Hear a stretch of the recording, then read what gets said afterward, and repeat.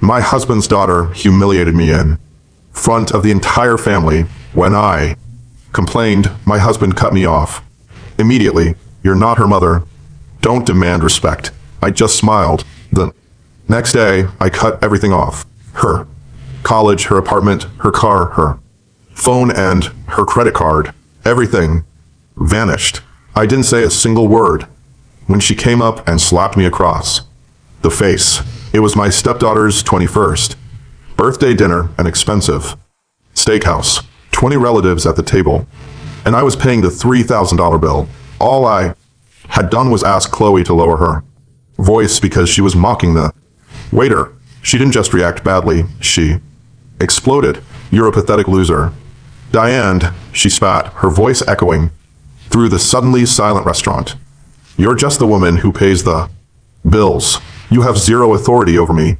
You're nothing but a bank account in a designer blazer." Then she threw her wine glass. Red wine soaked through my white blouse. I looked at my husband, David, expecting him to step in, defend me, at least look horrified. Instead, David leaned closer and whispered loudly, enough for the whole table to hear, "Sit down, Diane. You're embarrassing her. You're not her mother. Don't demand respect from a girl who owes you nothing." The table burst into laughter. The laughter lasted less than it felt like it did, 5, maybe 6 seconds, but in my mind it hung in the air like someone had held down a piano key too long. I saw David's cousin cover her mouth with her napkin. I saw Uncle Richard stare at his plate with a crooked smile. I saw the cousin's husband lean over and whisper something into her ear that made her laugh again. This time quieter. I saw Chloe still standing there with the empty glass in her hand, drop it onto the table with a hard clink before sitting back down, satisfied. David beside me didn't even look at me. He picked up his napkin from his lap, folded it twice, and set it neatly beside his plate. Then he took a sip of water. The calmness of it all was what stunned me the most, like he had just settled a minor inconvenience. I stayed seated. The wine dripped down the collar of my blouse in a cold line against my skin. I could smell the sweet acidity of the Cabernet. I could feel the weight of everyone's eyes pretending not to look at me. The waiter Chloe had been mocking approached with a white towel in his hands and stopped about 3 feet away, unsure whether to come closer. I gave him a small gesture that meant, "It's fine." He and stepped away. I didn't answer David. I didn't answer Chloe. I didn't look at anyone who had laughed. I picked up my napkin, carefully wiped my chin and neck, folded the napkin into quarters and placed it beside my untouched glass of white wine. "Dessert?" David's sister called from the other end of the table in a high-pitched voice, clearly trying to change the subject. She waved at the waiter. "Can we get dessert menus?" The waiter returned with 11 menus and passed them around the table. When he reached me, he handed mine over with a small nod. I opened it, read every line carefully. Dark chocolate tart with sea salt, Madagascar vanilla buttercream, yuzu cheesecake, artisan ice cream trio. I read the prices too. 24, 26, 22, 18. If all 20 people order dessert, it would add another $450 to the bill, plus coffee, plus after-dinner drinks, plus tip. "I'm getting the cheesecake," Chloe announced loudly as if nothing had happened, "and a double espresso."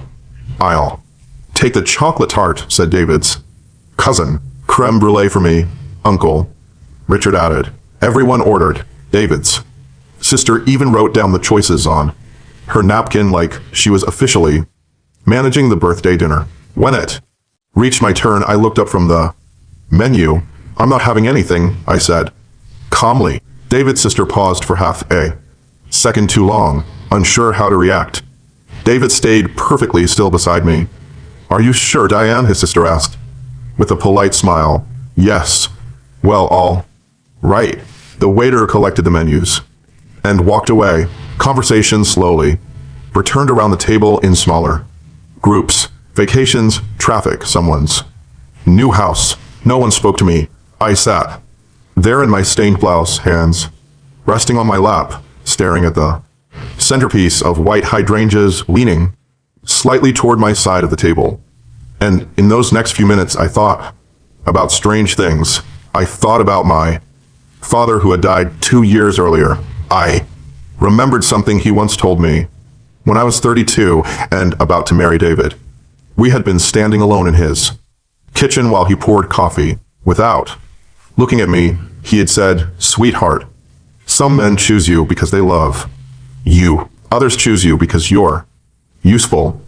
At the time, I had dismissed it as bitter old man advice. Now, sitting there with wine soaking into my blouse, the sentence came back with the clarity of something spoken 5 minutes ago. Then, my thoughts became more practical.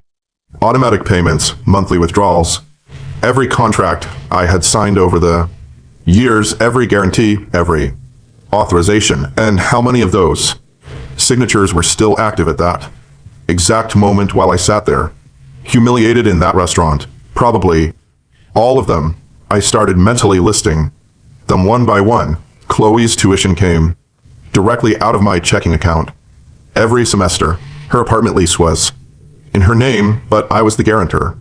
The car loan was under my credit. The family phone plan, 5 lines, my account. The supplementary credit card, my signature as the primary holder. Health insurance, car insurance, gym membership, streaming subscriptions, everything. 14, 15, 16 separate payments, maybe more. Every one of them had a phone number, a customer service department, a cancellation process. I estimated the timing in my head.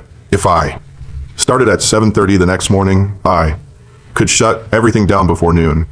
"Diane, are you all right?" David's mother asked from across the table. It was the first time anyone had spoken directly to me since the wine incident.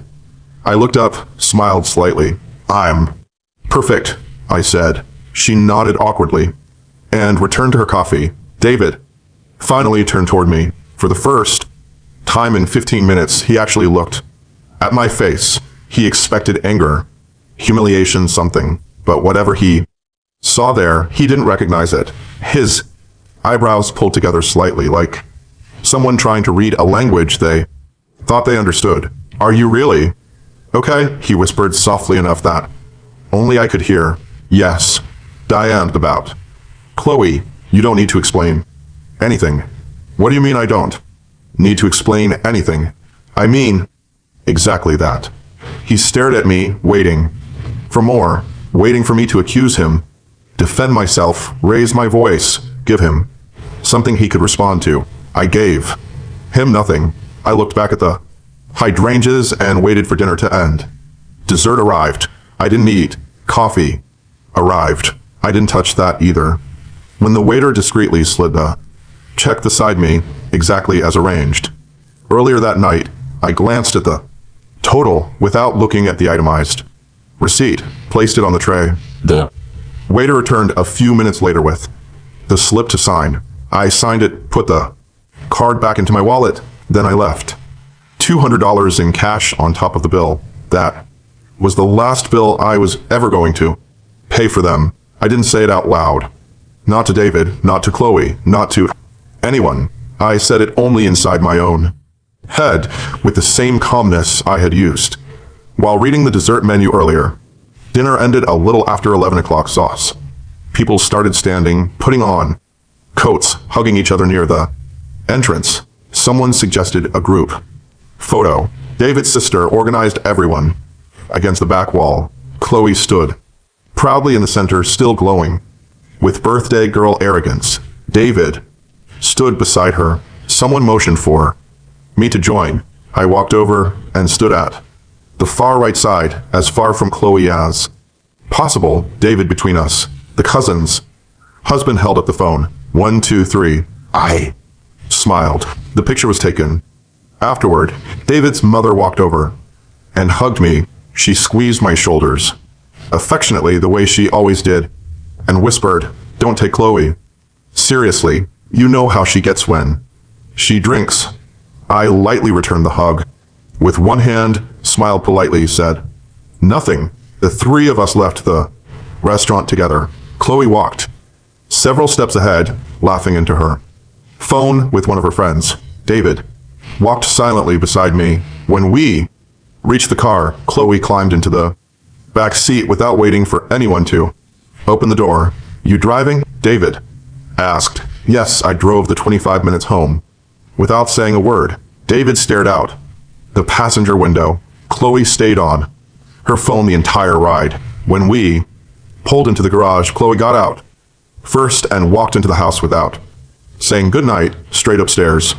David stayed seated in the car for another moment. "You coming in?" I asked.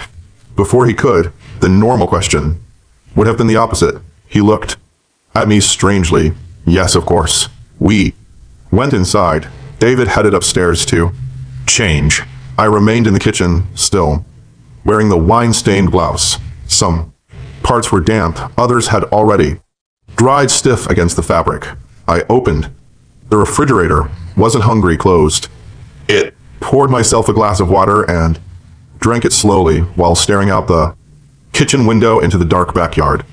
When I finally went upstairs, David was already sitting on the bed in pajamas, with his phone in his hand. He looked up. When I entered, "Aren't you going to change?" "I'm taking a shower first." "Diane, listen." I waited, expected an apology, a softer explanation, something. Instead, he said, "Tomorrow. You need to talk to Chloe. Apologize to her. This can't keep going with both of you angry. She's very sensitive."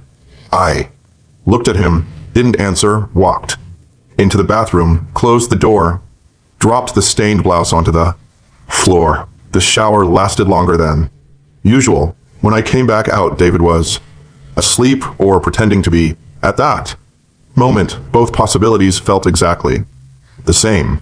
I put on pajamas, climbed into bed on my side, and stared at the ceiling for nearly an hour. I didn't think about the humiliation, didn't think about the laughter, didn't think about Chloe's words or David's. I thought about the list. 14, 15, 16. Separate accounts, customer service, numbers, business hours, the most efficient order for the calls, the university first because it opened earliest and mattered most, then the bank to stop the automatic payments. Before David noticed anything, then the leasing office, then everything else.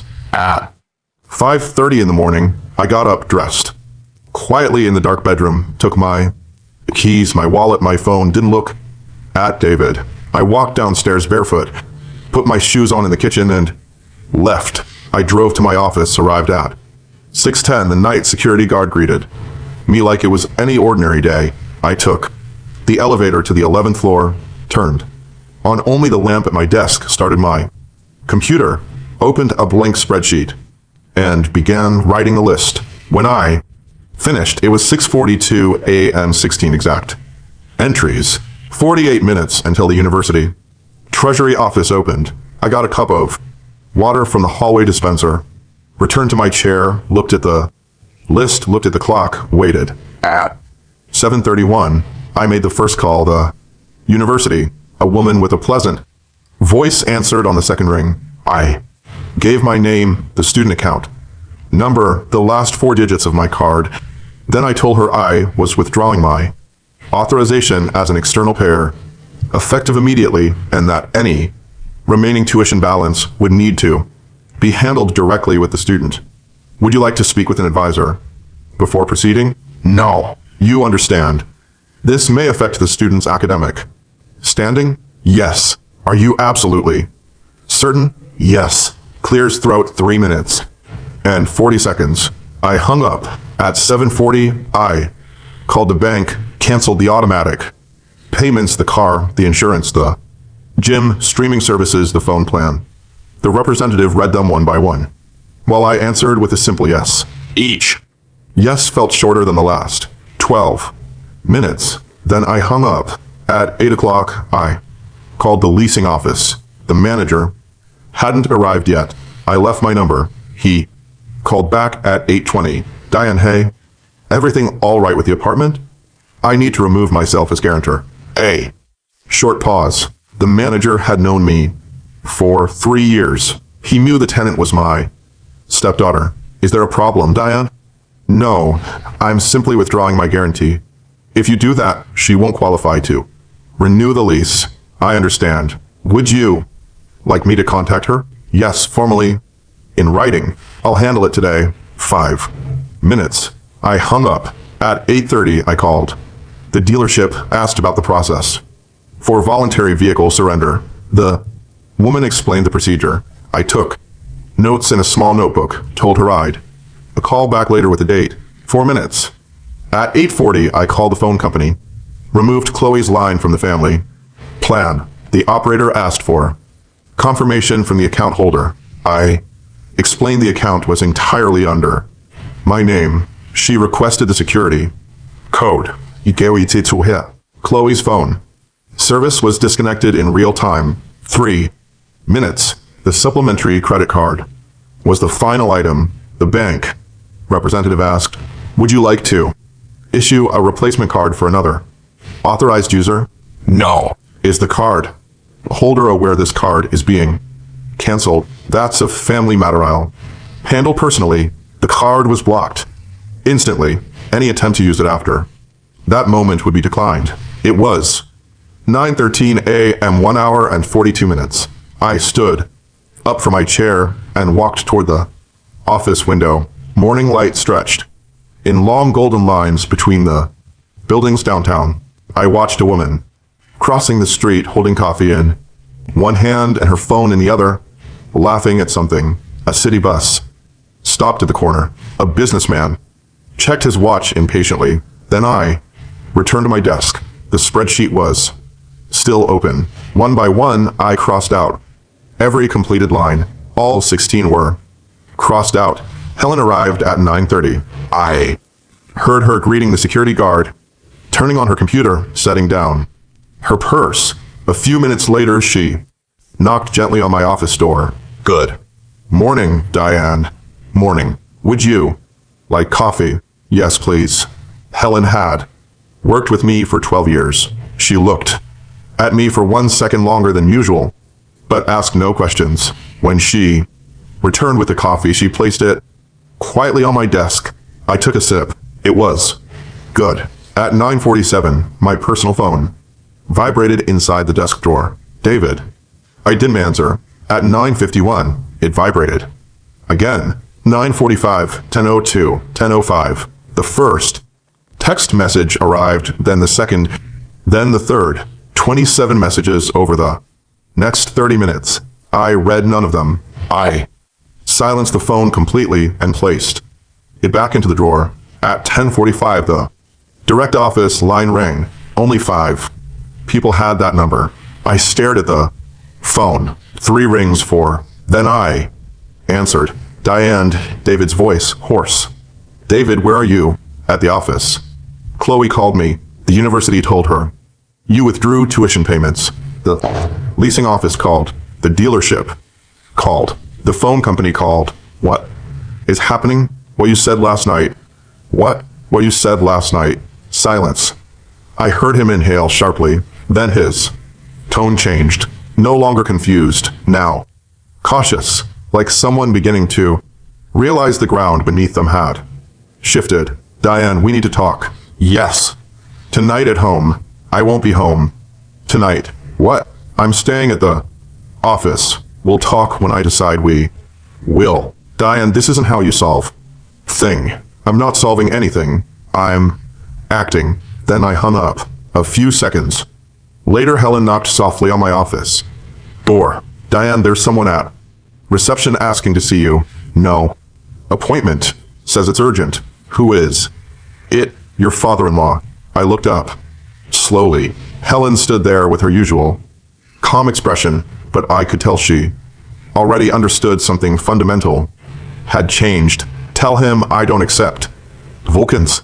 But would you like me to suggest another time? No. She nodded once and closed the door. I looked back. Spreadsheet. 16 crossed out lines. Then I closed the file without saving it. Opened my calendar, crossed out the reminder that said home 6 p.m. Replaced it with dinner alone. At 11:30, I called my accountant. I had known Frank for 9 years.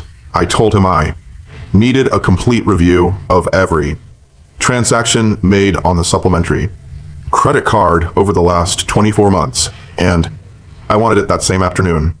Anything specific you're looking for? He asked. Everything. At 2:10, Helen informed me Frank had arrived. I told her to send him in. Frank carried a thick folder and a laptop. He sat across from me, opened the computer, and turned the screen in my direction. Before we begin, he said carefully, I need to ask if you're sure you want to see this.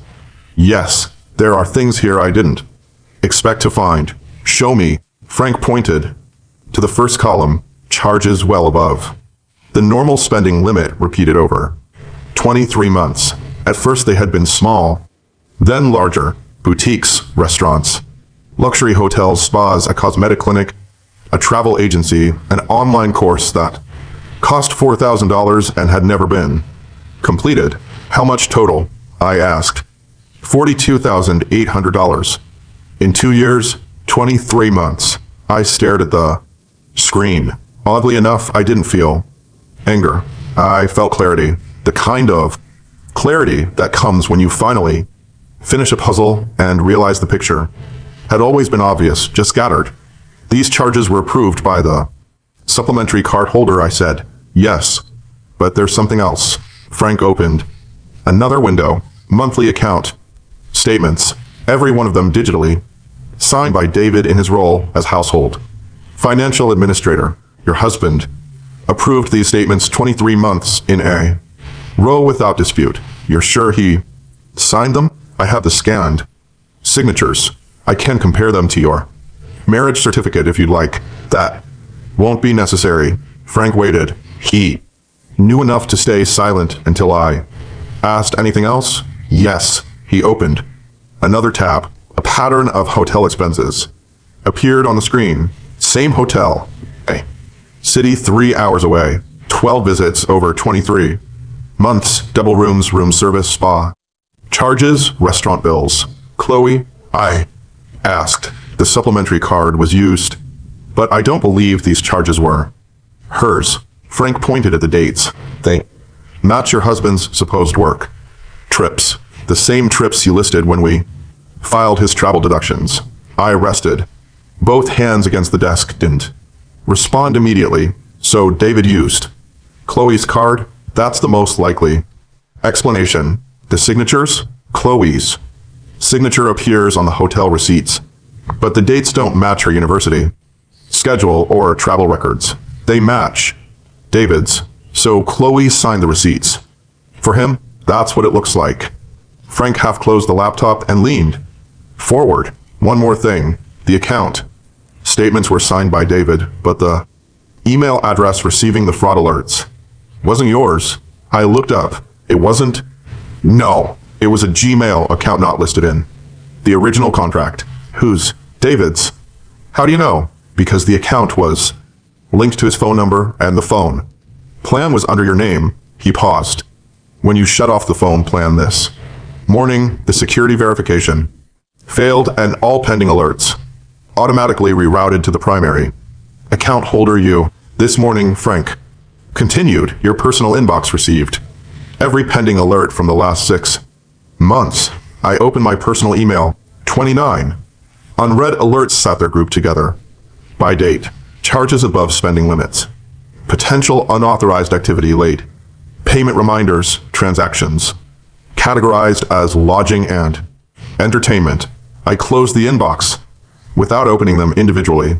Frank, yes, I need a full report. Dates, amounts, businesses, locations, and a comparison with David's travel schedule. Digital and printed copies? Yes. When due? You need it? Friday. Done. I nodded. Once, then added, and I need the name of a divorce attorney. A good one. Discreet. Frank didn't ask questions. He pulled a sheet of paper from his folder, wrote down a name and phone number, then slid it across the desk. She's the best in the city. Tell her I referred you. Thank you. Frank packed up his laptop. At the door, he stopped and looked back at me. Diane, are you all right? Yes. You seem calm. I am. He nodded and left. Alone in the office, I looked at the attorney's name, folded the paper in half, placed it inside my top drawer. Then I reopened my personal email, selected all 29 alerts, and moved them into a new folder titled Documentation. At 4:30, Helen knocked. Again. Diane, the reservation for 7 has been confirmed. Table for 1. Thank you, Helen. One more thing. Your husband called 4 more times. I told him you were in meetings all day. Thank you. Helen lingered at the doorway for a second. Do you need anything else? Not right now. She closed the door. I reopened the drawer, took out the folded paper, dialed the number. The attorney's assistant gave me an appointment for Thursday at 10 o'clock a.m. in the morning. I slept at the office for 4 nights. The 5th night, I stayed at a hotel. The 6th night, 2. Thursday morning at 10 a.m., I met the attorney. Her name was Margaret. She greeted me with coffee and a yellow legal pad. I handed her Frank's folder. She reviewed everything silently for nearly 20 minutes. Finally, she looked up. Diane, with what you've brought me, this divorce can be clean or devastating. Your choice. Clean. Are you sure? You have grounds for much more. I don't want more. I paused. I want it finished. Margaret nodded and started taking notes. We spent the next few hours working through the terms. At 2 p.m. that afternoon, Helen called the new phone I had asked her to get for me. Diane, your husband is here. Alone. He's with Chloe. I thought. For a moment. Tell them I'll see them in 15 minutes. Small conference room. Not my office. I arrived at the office at 2:22. David and Chloe were sitting side by side at the small conference table, each with a glass of water. David stood when I entered. Chloe didn't. Diane, thank you for seeing us, David said. I sat across from them, didn't answer. Chloe wants to say something. I looked at Chloe. Her arms were crossed tightly. I'm sorry about the wine, she muttered without looking directly at me. I was upset. I didn't think about what I said. All right, she blinked. All right? Yes. She waited. David waited. 2. Both of them expected more. I gave them nothing. So now what? Chloe asked. What do you mean? Are you giving my stuff back? No. Her expression hardened immediately. What do you mean? No. I mean exactly that. I folded my hands calmly on the table. You or your father can pay for college. The apartment lease is canceled. The car gets returned next week. The card stays blocked. If you want a phone, open an account under your own name. Chloe opened her mouth and closed it again. She looked at David. David looked at me. Diane, you can't do this. It's already done. She's our daughter. She's your daughter. I held David's gaze, and she's 21 years old. David took a slow breath. His tone changed. Completely soft now, careful. Diane, I know you're hurt because of the birthday dinner. I'm sorry, truly. What I said was wrong. I looked at him steadily. David, I said quietly, do you recognize the charges from the Alameda Hotel? Everything in his face froze. Chloe looked between us. What? She asked. The Alameda Hotel? 12 visits. Over the last 23 months. I continued. Calmly. Paid using Chloe's supplementary card. David didn't answer. Chloe's eyes widened. Wait, was that the Sedona trip, Dad? The one you said was for work? David kept staring at me. His face had changed no longer. The face of someone trying to negotiate. Now it was the face of someone calculating exactly how much I knew. Diane, he said carefully, that's something we can discuss another time. There is no other time. We can talk privately. We talk now or we don't talk at all. David swallowed. Diane. I stood up. Margaret, my attorney, will contact both of you sometime this week. At David first. For you, regarding the divorce.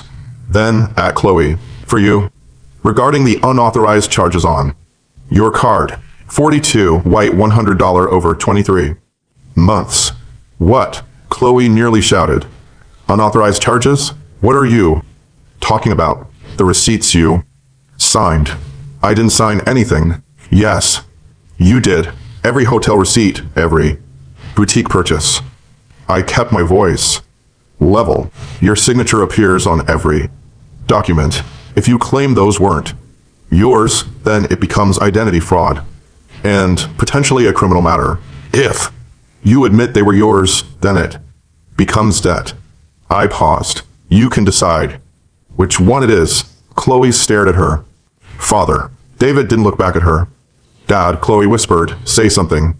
David said nothing. I walked out of the conference room and returned to my office, closed the door behind me. A few minutes later, Helen appeared quietly.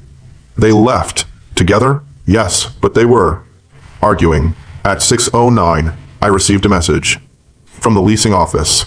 The apartment lease would not be renewed. The tenant had until the final day of the month to vacate the property. At 7:30 that night, David called my new number. Diane. David, are you coming home? No. Chloe has nowhere to stay after the first of the month. She can stay with you. Diane. That's your home, too. No. I leaned back in my chair. That house was purchased by me in cash before we got married. It's in my name and I'm selling it. Silence. Long silence. Finally, he asked quietly, when did you decide all this? I closed my eyes briefly. David, I didn't decide this in 1 week. Then I opened them. Again, you decided it over 15 years. I just stopped pretending I didn't notice. And I hung up. That night, I ate alone at the restaurant where Helen had made my reservation. I ordered the steak I had always wanted, but never allowed myself to buy. Aged ribeye, medium rare. I ate slowly. The waiter asked if I was expecting someone. No. Dessert? No. Thank you. Just the check. I paid with my primary card, left cash on the table for the tip, then walked out alone. Margaret called Tuesday morning. David had hired an attorney, a well-known one. The first meeting between both legal teams was scheduled for Friday. Diane. Margaret said, your husband wants to negotiate before the hearing. He's asking to speak with you privately. What for? He didn't say. What do you recommend? That you hear him out once. With me present. I agreed. The meeting was scheduled for Wednesday at 5 o'clock in the afternoon at Margaret's office.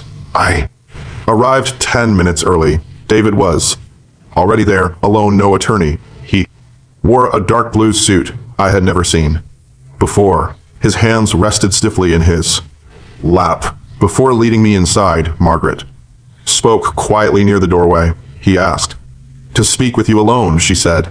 I refused. I'll stay in the room, but I'll let him begin. I nodded and walked in, sat across from David. Margaret sat farther down the table with her legal pad. David looked directly at me. Before lawyers, before paperwork, before any of this, he began softly. I want to ask you, for one thing, I'm listening. Stop. Stop. What? This, the divorce, selling the house, the debt agreements with Chloe, all of it.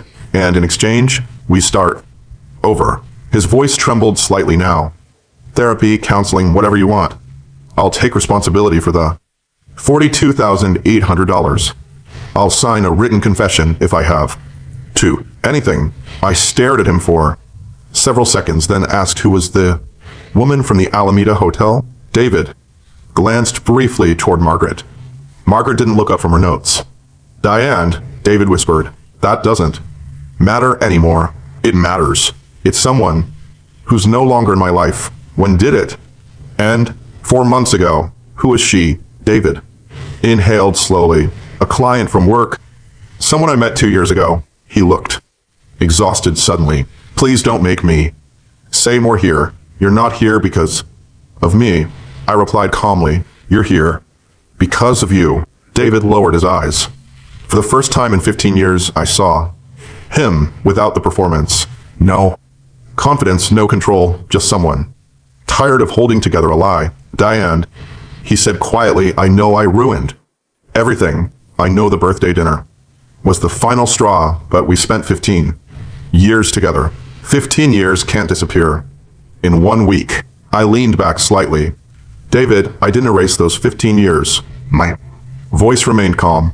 You erased them every time you signed a statement, knowing there were hotel charges from the place where you were meeting her. I paused. Every time you let Chloe sign receipts to cover for you. Another pause. And every time you sat me at a family table so I could pay the bill for people helping you humiliate me. David looked up again.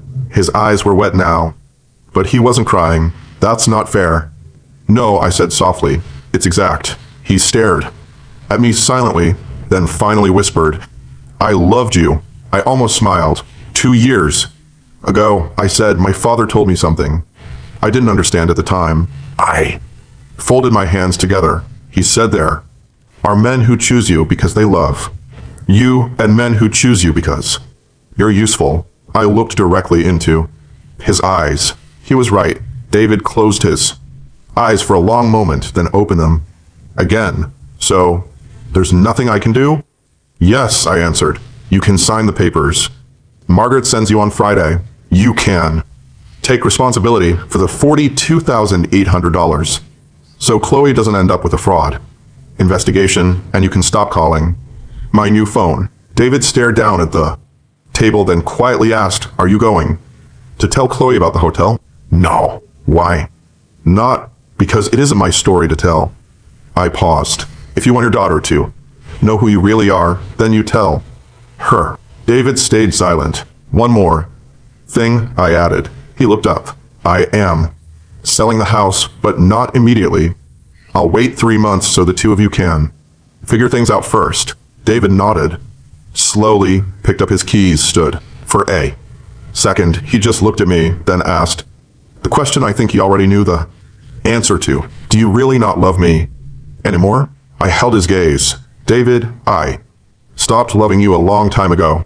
A small pause. I just didn't admit it to myself until Chloe's birthday. David left the room without another word. Margaret quietly closed her notebook. That was the right thing to do, she said. I know. How do you feel? I thought about it honestly before answering. Fine. That night, for the first time in 12 days, I drove back to the house. David wasn't there. Chloe wasn't there either. The place felt hollow, silent. I went upstairs to the bedroom and opened the closet, took out 2 suitcases, packed my clothes, my books, personal documents, the framed photograph of my father, the watch he had left me. Then I carried the suitcases downstairs and loaded them into the car. Before leaving, I walked into the study. There was an envelope on the desk with my name, written in David's handwriting. I opened it. Inside was a 3-page letter. I read it standing up. It wasn't an apology. It was an explanation about the client, about loneliness, about how everything had started, about Chloe, and how Chloe supposedly knew nothing about. A feeling David described as losing himself. When I finished reading, I folded the pages carefully and slipped them back into the envelope. Then I left it on the desk. I didn't take it with me. I turned off the lights, locked the front door, and drove back to the hotel where I'd been staying. At 1 o'clock in the morning, my phone buzzed. Unknown number. I checked the message. My name is Carmen Rivera. I need to speak with you. It's about Chloe. I know it's late. Call me when you can. I stared at the screen for several seconds, saved the number, turned off the light, and went to sleep. I called Carmen Rivera. Thursday morning at 9 o'clock awake. We met at a small coffee shop near my office. She was a woman in her early 50s, thin, plain clothes, a worn leather folder tucked under her arm. Thank you for meeting me, Mrs. Diane. Just Diane. I nodded. Diane, I'm Chloe's biological mother. That didn't surprise me. Something inside me had already expected it. How did you find me? I've been trying to contact Chloe for years, she explained quietly. David changed numbers, changed addresses twice. My letters kept coming back. She hesitated. Last week I saw a leasing notice connected to your name. It mentioned the guarantor for my daughter's apartment had withdrawn support. I found your company after that. What do you want? From me? Nothing from you, she said. Immediately, I just want to know if Chloe even knows I exist. She doesn't. Carmen nodded slowly, not shocked. Almost like she had rehearsed hearing that answer for years. Did David tell her I was dead? Yes. She lowered her eyes briefly. For 16 years I've paid child support every month, she said. Quietly, David never allowed me to see her as she opened the folder and pushed it toward me. Inside were copies of monthly payments dating back 16 years returned. Letters stamped unknown recipient, court documents, restraining orders that had later been dismissed for lack of evidence. Every page carried David's signature. Why come now? I asked. Because Chloe turned 21. She folded her hands together. I'm no longer a mother trying to force rights onto a child. I'm just a woman who wants her daughter to have the option of deciding whether she wants to know me. She gave a faint smile. That's why I waited. I closed the folder and handed it back. Carmen, I'm not the person who should give Chloe this information. It isn't my story. I understand. I thought for a moment, then nodded slowly. I'll give you my attorney's number, Margaret. She can explain how to contact Chloe legally without going through David. Carmen's expression softened immediately. Thank you. One more thing, I added. When Chloe meets you, if she chooses to, my name stays out of it. Of course, I'm not part of that conversation. You won't be. We finished our coffee in silence. Then I paid the bill and left. Was finalized. 2 months later, David accepted every condition. He took responsibility for the $42,800 and arranged a payment plan. Chloe signed an agreement acknowledging the debt under her name, but David officially assumed it to avoid fraud charges. The house remained legally mine. David moved into a rented apartment 4 months after the divorce was finalized. I sold the house. Then I bought another one, smaller, in a different neighborhood. No memories attached to it. Chloe got a job as a cashier, then another job at a coffee shop. Later, she enrolled in a public university with a partial scholarship. She paid the remaining tuition herself. While working, Carmen and Chloe met 6 months after my conversation with her. Margaret had guided her through the legal process exactly as promised. Chloe called me the same afternoon she met her. It was the first time she'd called me since the conference room. Diane, Chloe, I met my biological mother today. I know. Silence. Then you knew? Yes. For how long? Since before your father signed the divorce papers. Why didn't you tell me? Because it wasn't my place to. A long pause followed. Then she asked quietly, can I buy you coffee sometime? Yes. We met the following Saturday. Chloe arrived 15 minutes late. She wore simple clothes, no makeup. She looked thinner, older somehow. She didn't hug me. Hi, Diane. Hi, Chloe. She sat down and ordered black coffee. She didn't talk about Carmen, didn't talk about David either. She talked about work, classes, the tiny room she was renting near campus. I listened. When the coffee was nearly finished, she reached into her bag and pulled out an envelope, set it on the table between us. What's this? The first $250 toward the $42,800. I looked at the envelope. I know my father is paying it, Chloe continued quietly, but I want to pay you back myself month by month, every dollar. Chloe, please, Diane. I studied her face for several seconds, then took the envelope and slipped it into my coat pocket. One more thing, she said softly. I don't know if you'll ever forgive me for what I said at my birthday dinner. She swallowed hard, but I've spent 6 Months thinking about those words, and I still can't find a single reason why I thought I had the right to say them. I didn't answer immediately. Finally, I said, I don't have to forgive you. She looked up. I just need to be able to look at you without feeling what I felt. That night, a pause. And today I can. Chloe nodded slowly, didn't cry. When the check arrived, she paid for her own coffee. We walked together to the parking lot afterward. Before leaving, she extended her hand toward me. I shook it. Thanks for coming, Diane. Thanks for calling, Chloe. I drove home. The new home, parked in the garage, went upstairs, opened the kitchen window, made myself dinner, and ate alone at the table with my father's photograph leaning against the wall across from me.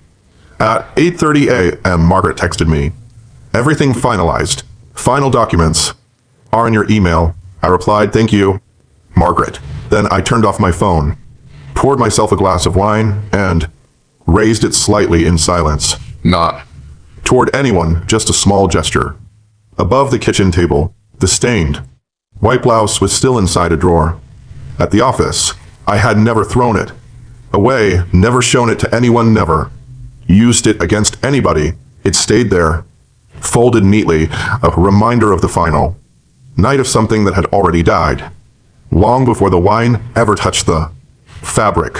I took the first sip, and it tasted just fine.